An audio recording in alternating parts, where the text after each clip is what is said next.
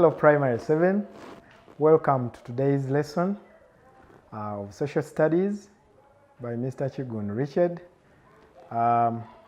Today we are going to look at irrigation, but before we go to the real lesson, we need to review something about the importance of rivers in Africa. That is what we looked at the other time.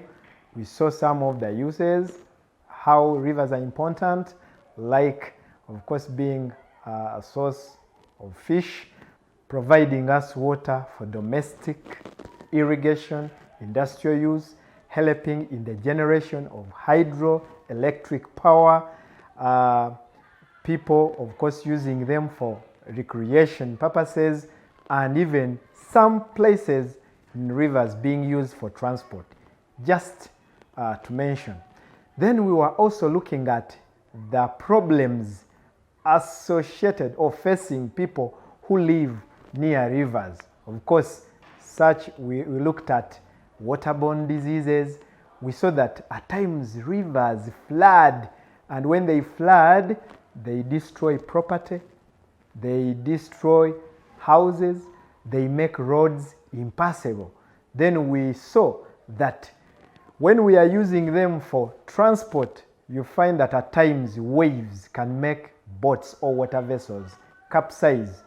So then we also looked at problems, of course, facing rivers in Africa, which included overfishing, overusing of the water in the rivers, then maybe dumping industrial waste.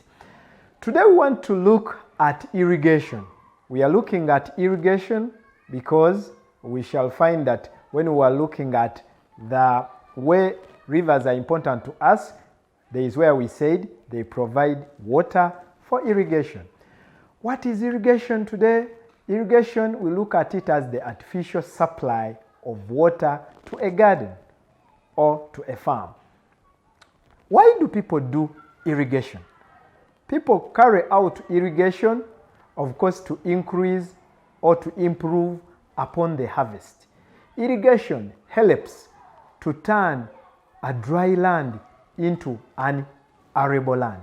Then we see that irrigation can help a farmer to grow crops throughout the year. That is from January to December, meaning with irrigation, we don't have issues of seasons. A farmer can produce crops anytime. We have a number of methods which include drip method, bucket method.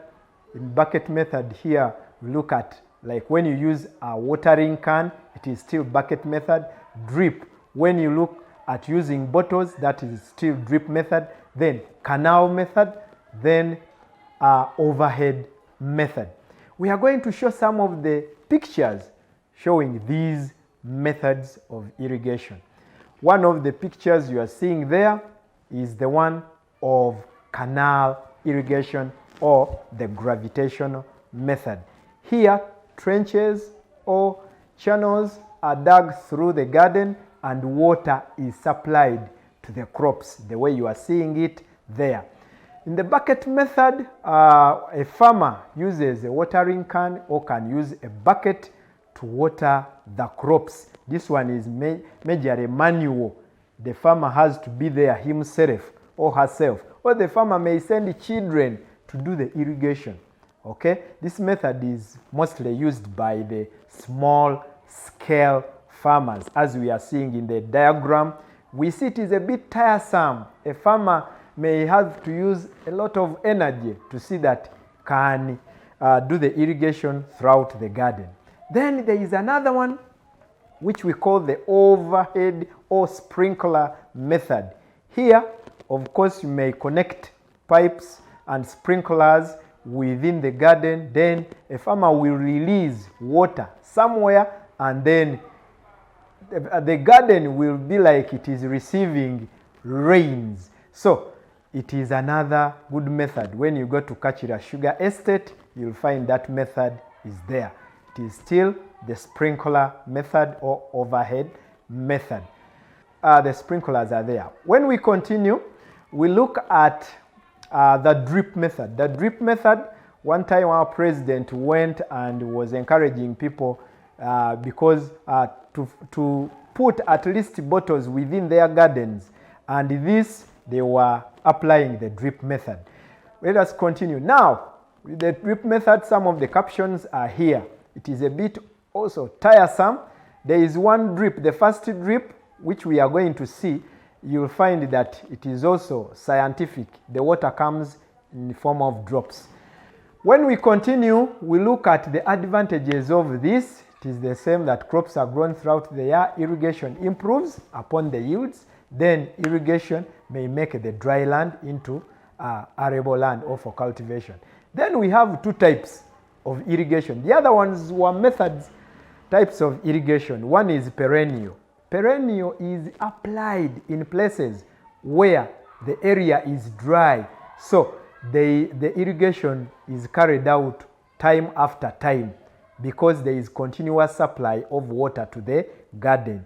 Somebody may just have to stop the water some parts of the day, but almost all the parts of the year. And yet the other second method, the annual method, this is only done in the dry season, and in the wet season we receive the rains naturally. We have some of the irrigation schemes, as we are going to see. You receive in your notes the Richard Toll in Senegal, the Gezira in Sudan, Moya Tebere in Kenya, Doho in Uganda, Mobuku in Uganda, Val in South Africa, Lake Chad in Chad, on Lake Chad, and even the crops are there. We thank you for being great students. Let us do that activity. Stay safe. I thank you for being a great class.